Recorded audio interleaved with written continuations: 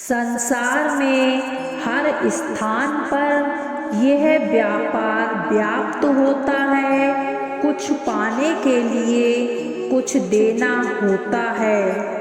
लाभ पाने के लिए निवेश करना होता है। यदि किसी के भाव जानने हो तो स्वयं की भावनाओं को व्यय करना ही होता है। अब देखिए ना, किसी का वास्तविक आचरण जानना हो तो उसे स्वतंत्रता दे दो। यदि किसी के मन के शुद्धता जाननी हो तो उसे ऋण दे दो। यदि किसी के गुण जानने हो तो उसके साथ भोजन करने का समय दे दो। यदि किसी का धैर्य जानना हो तो उसे उसके प्रिय कार्य करने से मना करके देखो। यदि किसी की अच्छाई जाननी हो तो उससे सलाह ले लो। हर भाव के बदले कोई भाव देना ही होगा, किंतु संसार में एकमात्र ऐसा एक भाव है जिसे देखने के लिए, जिसे पाने के लिए बदले में आपको वही भाव देना होगा, और वो भाव है प्रेम। प्रेम क्या है सभी जानते हैं। सामान्य रूप से ये प्रेम आकर्षण से प्रारंभ होता है और इसमें कुछ भी बुरा नहीं है। महत्वपूर्ण बात यह है कि इस प्रेम का लक्ष्य क्या है। जिसे आपने प्रेम किया उसे पा लेना या ना पाने के कारण स्वयं को विचलित कर इस संसार से मुंह मोड़ लेना। यदि कोई इन दोनों विकल्पों में से कोई एक चुनता है तो आपको बता दूं, ये दोनों ही प्रेम का अंत है। प्रेम का असली अर्थ है समर्पण, संपूर्ण निस्वार्थ समर्पण।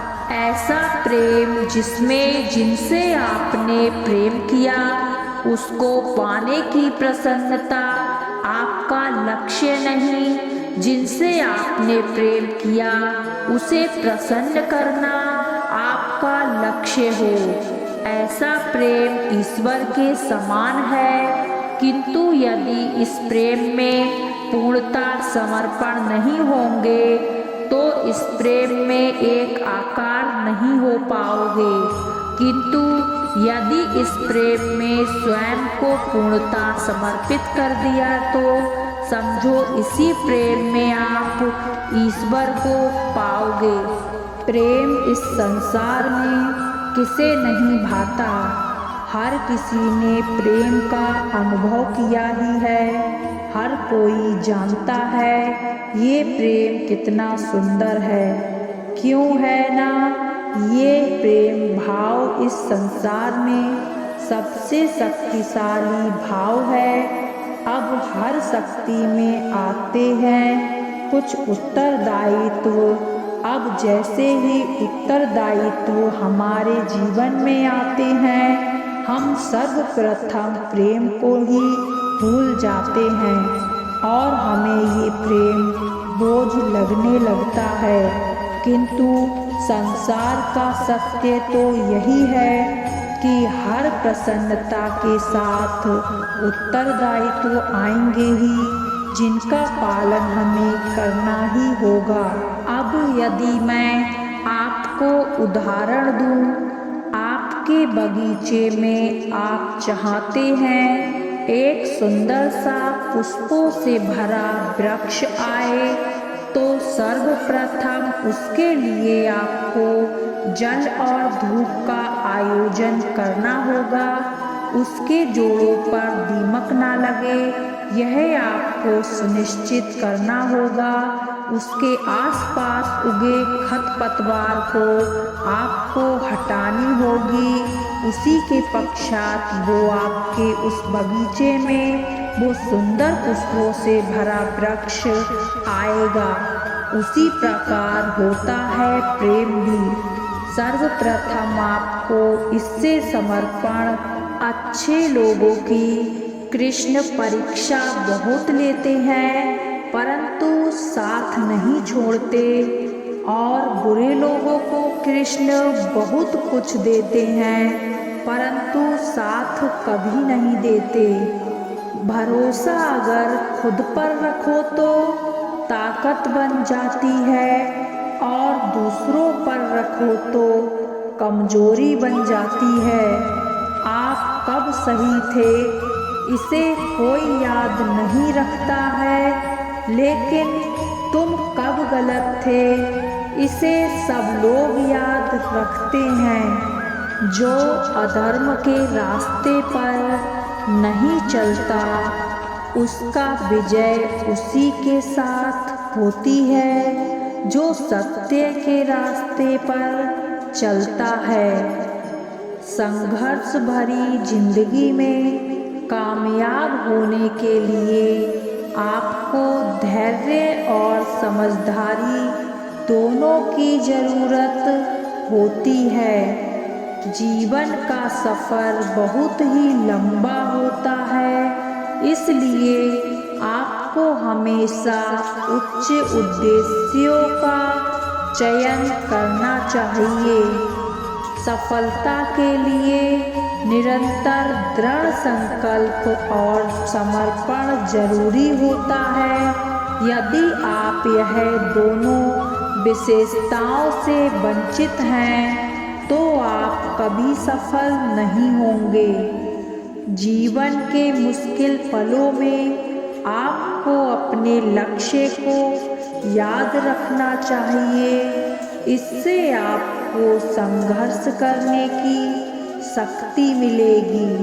अपने लक्ष्य के लिए संघर्ष करने के लिए आपको स्थिर होना होगा, इसलिए आपको धैर्य और सहनशीलता से संघर्ष करना होगा। संघर्ष के समय में निराशा ना हो, क्योंकि निराश होने से आपकी समस्याएं बढ़ सकती हैं।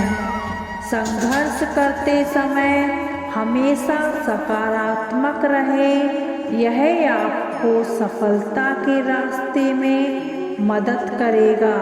सफलता के लिए आपको अपनी जिज्ञासा को बढ़ाना चाहिए और इसे निरंतर संवेदनशीलता के साथ जीना चाहिए। जब आप संघर्ष कर रहे होते हैं तो आपको हमेशा सफल होने के लिए उद्यमशीलता और मध्यवसायिकता के साथ काम करना चाहिए।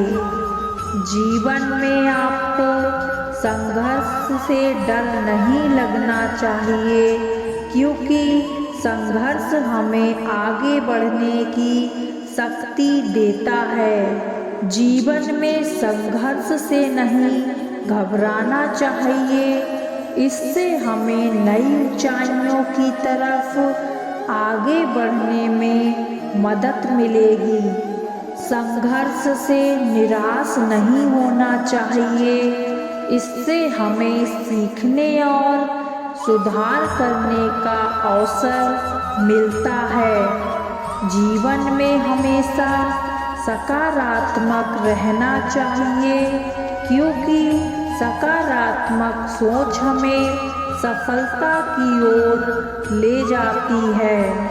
जब आप स्वयं को जानते हैं तभी आप अन्य लोगों को समझ सकते हैं। इस उदाहरण से हमें यह समझ मिलता है कि हमें स्वयं को जानना और बहुत महत्वपूर्ण है, क्योंकि जब हम स्वयं को समझते हैं तो हम दूसरों को भी समझ सकते हैं।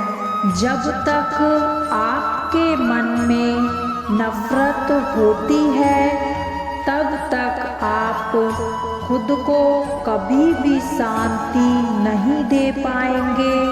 इस उदाहरण से हमें यह समझ मिलती है कि हमें नफरत को दूर करने की आवश्यकता होती है, क्योंकि नफरत हमारी आत्मा को शांति नहीं दे पाती है। जीवन की सबसे बड़ी समस्या है हम खुद को समझ नहीं पाते।